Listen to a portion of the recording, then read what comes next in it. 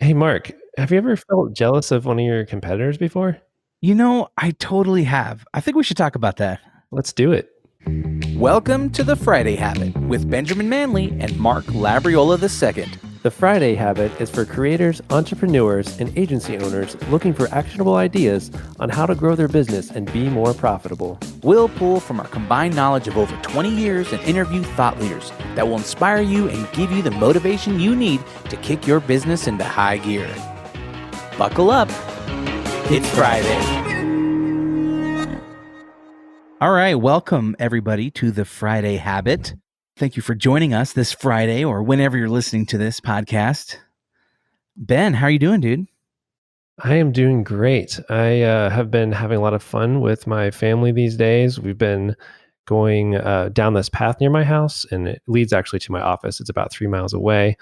And I, at the age of 33, decided to take up skateboarding. So What? That is insane, dude. That's like Breaking Bone City. I don't know what I'm doing, but my wife was like, "Are you sure this is a good idea?" I was like, "I mean, I'm not going to like do crazy tricks or anything. I just want to learn how to longboard." So, got a Oh, okay. I skateboard. longboard. Okay, well, yeah, I guess Yeah. I'm I got a exaggerating. gravity board. I thought you were like trying to be like Tony Hawk or something, like Okay, crushing like a verve pipe or something like that. no, maybe that's probably step two. It could lead there. Sometimes I get too into things. So, Your passion will guide you. but yeah, I've just been having fun with the family and doing some skateboarding and stuff like that. Yeah, how about you? That's awesome. Yeah. Similarly, family duties. I am on daddy duty. My wife is out of town at a cousin's wedding, and so I've been manning the house, manning the business, and manning the kids. I got three kids, so it's always a treat to be on duty doing those things that dads do. You know, Yeah, I love it. but it's fun because I'm like, hey, just eat ice cream and like watch movies, and let's just like go out to eat every night. Yeah. No dishes. So then when mom gets back, it's like, no, mom's home. Yeah. It's like, well, it's yeah, it's good times. So hashtag blessed. That's awesome. I don't know if you noticed, but I bought some Girl Scout cookies from you the other day. I don't know if that Oh, did you? yeah, that digital link. I was like, I Oh, never knew you thanks, could dude. buy a Girl Scout cookies like over the web, and I saw that one of your kids was selling them. I was like, dude, I'll Yeah. buy some Girl Scout cookies. Yeah, my daughter Evelyn, she's selling cookies. So I appreciate, man, you're a real friend. Real friends buy Girl Scout Right. cookies from their their Exactly. kids. It's like we're neighbors. You're in Denver, I'm in Virginia, but hey, Yeah. still buying You can Girl still Scout. buy Girl Scout cookies. Exactly. Magic of the internet. I love that. Oh, well, I'll let her know. And I'll say, Mr. Ben bought some Girl Scout cookies. What'd you get? I actually technically I did the thing where you donate them, so I'm not actually Oh. getting any shipped because like, What? Are you I'm like like, Captain Healthy or something like that? You're not trying to eat some Dosey Does or some no, Thin well, Mints, bro? Your wife is gonna be disappointed. I know. I actually already bought some from a neighbor, and I was Oh, like, I don't okay. need more Girl Scout More cookies, but cookies. Mark definitely needs support. But now I'm not sure because I didn't see her goal bar go up after I donated. So like, wait, does it not count if you don't actually buy packages? Is it by the package and Oh. not by the amount? So hopefully it actually helped her with her goal. Yeah, well, I'm sure it did. So, and it's a thought that counts. Like I said, true friends buy their kids Girl Scouts cookies. That's how it works. So appreciate that. Yeah. So, anyways, daddy duty, doing that kind of stuff, and then I'm in the process of hiring a couple new team members. So full time W-2 employees, which probably is a topic for another episode. But there's just a lot, that I'm having to learn and figure out. And as a business owner, you're like one trying to save as much money as you possibly can, but then on the flip side, you're trying to be as competitive as you can to offer a good living wage to somebody. So it's like this give and take constantly. It's Yeah. like I can't just give you the farm, because I Yeah. got a business to maintain and strategically try to grow this thing. So yeah, so I've just been doing a lot of that. So That is huge. Yeah. So I think you were talking about a video editor and possibly a project manager. Is that what you said?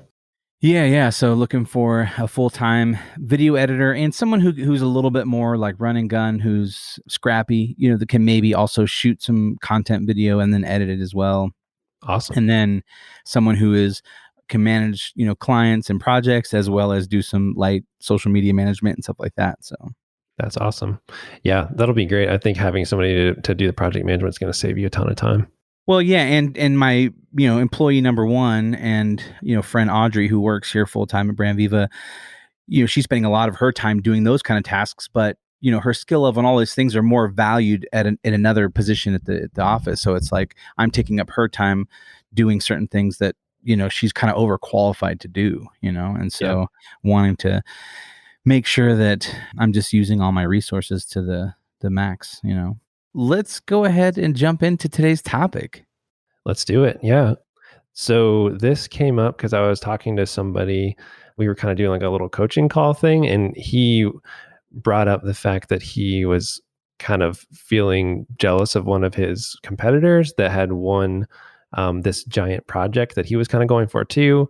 And the funny thing was, I was actually going through the same exact thing like that weekend, and I had sat down and written down like, why am I feeling so awful about this? Like, I shouldn't feel jealous of this other person that has this cool business. Like, why do I feel this way? I felt awful, even just guilty for feeling jealous, because I Mm-hmm. want other people to succeed. But sometimes when you see somebody, killing it in one area and you're like, oh man, my thing that I do isn't as cool in that area. And you don't realize maybe you have a strength in another area, but you want to be the best in everything you do.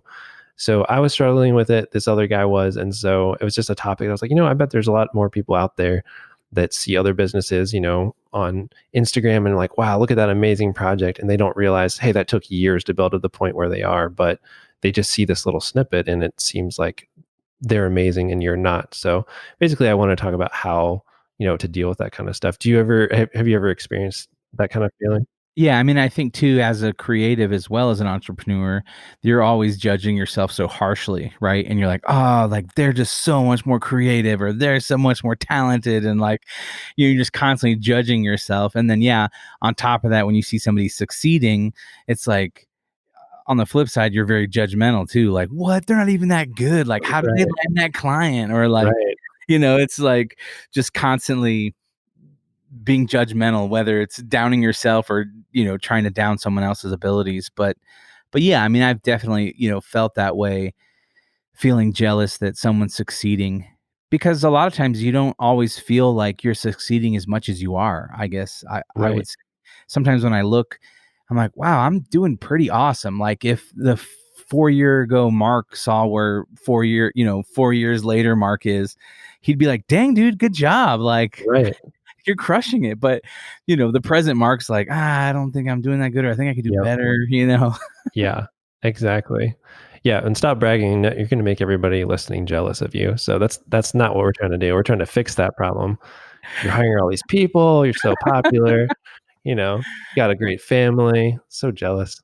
Uh, So yeah, I wrote down a few thoughts on this. I basically wrote them down in my journal because I was like, yeah, all right, well, what are things I can do to kind of fix this problem, or change the way I feel about this? So the first thing I wrote down was something that I've done before and something other people have done with me. And the idea is to just reach out to that competitor and maybe, also changing your mindset a little bit.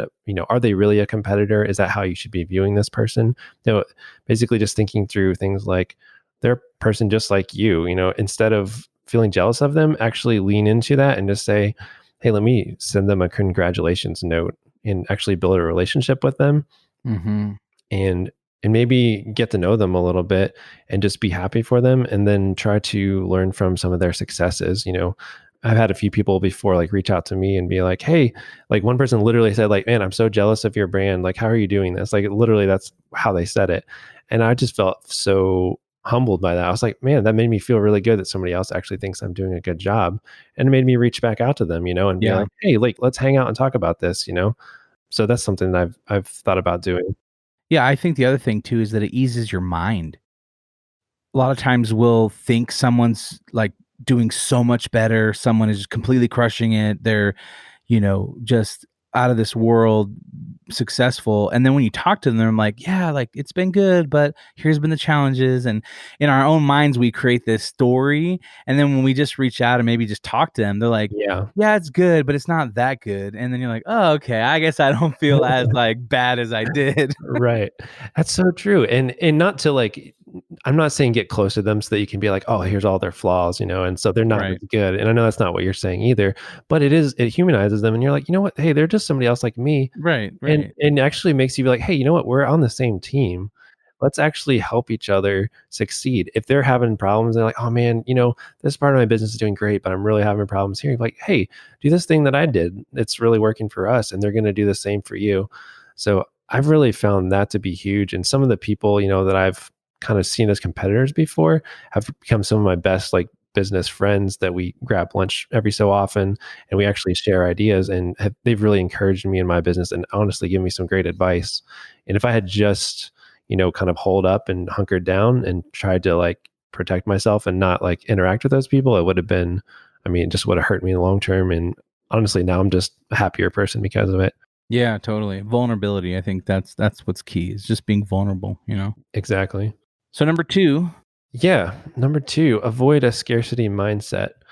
So the idea here is there is so much opportunity out there. And for my own type of business, I just thought I'd Google this real quick while I was doing some research to see like how many small businesses there are in the US. All right, is there a limited amount of people I can work with, in small businesses as a, website designer?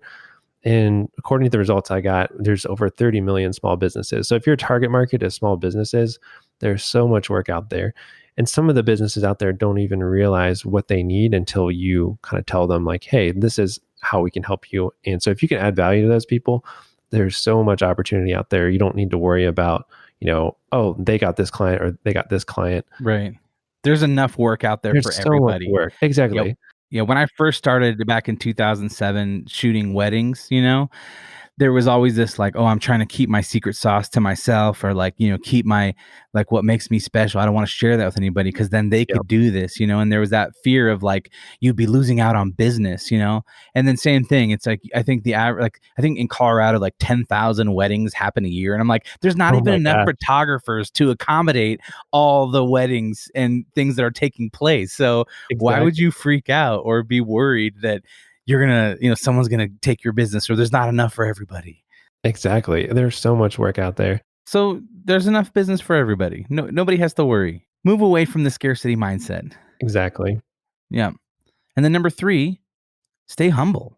Stay humble. Exactly. So this is something at least I've struggled with, is that sometimes I realize as soon as I'm good at something, I think, okay, like subconsciously, I'm not literally thinking this, but subconsciously I realize that I'm thinking, oh, well, I'm better than these other people, or I'm better than this business because I can do this and they can't, or whatever it is. And then when they get ahead of you, that's when you realize, oh, I was thinking I was better than them, because now my self-worth is actually built on that, and that's why I feel so Mm-hmm. bad. So basically the general concept is just that if you don't feel so proud of yourself, that you're not going to fall as far from that, that being humbled, of being like, oh, you know what, actually they are better than me, that's okay. Instead of basing your worth on being the best in every area, which I want to be, don't base it on that, and just do the best that you can and add value to people. Yeah. Yeah, I think that's huge, staying humble. And once again, staying humble too will present itself as a positive trait to other people around you. I mean, there's nothing more enticing or more, I think, flattering to somebody is when they're very humble, which is hard to, be, especially if you start getting successful and things are going good. You want to think that you're awesome and you want to brag and things like that. But I think being humble is an awesome quality that I strive to try to stay humble, even though it's hard because I'm a jerk sometimes. Yeah, right. Such a jerk. And then number 4, focus on the long game. Yeah, and what's going to matter in 10 years from now? Are you really going to be worried about what this other competitor is doing, or would it be better just to get closer to them and actually build a good relationship with them? I mean, usually, I've seen studies out there, and there's a really good TED talk about this, actually talks about like what makes people happy long term in life. And I think it's specifically a study about men, but it probably applies to everyone, I'm guessing. And it has to do with the fact that happiness comes from having good relationships over time and like a few close friends. And so honestly, building good relationships with people is usually more important than trying to get ahead a little bit in the situation, or winning this award, or getting that client. Like, build good relationships, and that's just way healthier long term. Mm-hmm. I agree with you 100% on this. I think that so many times we get distracted and derailed by focusing on the here and now or our competitors. We're not focused on our own work. But when we really hone in and focus on what we're doing, you know, then we can really think about, okay, what kind of business do I want to build? Or, what kind of work satisfies me? Maybe someone you're competing with, air quotes, is doing really well doing a particular thing. But if you did that particular thing, it would make you miserable, so why do that, you know? Exactly. And I see that all the time. I see, oh, there's this other model out there and there's something appealing about it. But you know what? Like, there's a reason that I've chosen not to do that. And sticking with what you're good at can really help you long term as well. And the other thing is just making sure that you're being consistent to improve yourself, focus on what you're doing and not think about what everybody else is doing all the time. I think it's important to do research and learn from others, but, focusing on making yourself better is more important than going out there and just seeing what everybody else is doing all the time. Mm-hmm. Yeah, totally.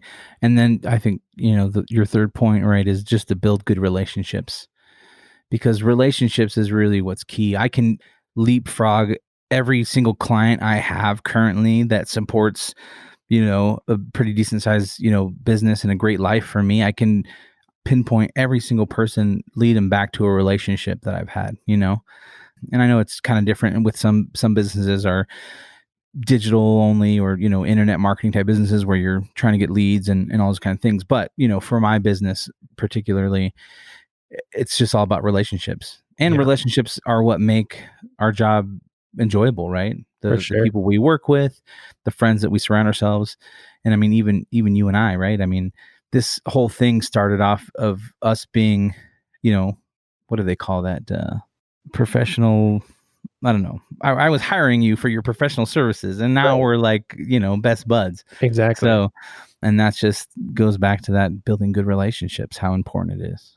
Yeah, and along with that, one time it's something kind of fun that I did, and maybe someone else would want to try this too, but I created a mind map of like all the different people that I had met and how they related to other people, as far as clients that had been referred to us and stuff like that. So I said, Mhm. all right, I met this person through this person, and this person introduced me to Bob, and Bob sent me this many projects.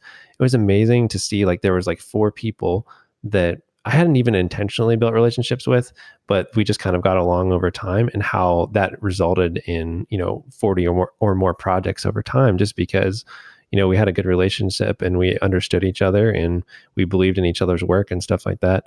So I mean, it might be fun even as an exercise to kind of mind map that out and see how some of those relationships have helped you long term. Yeah.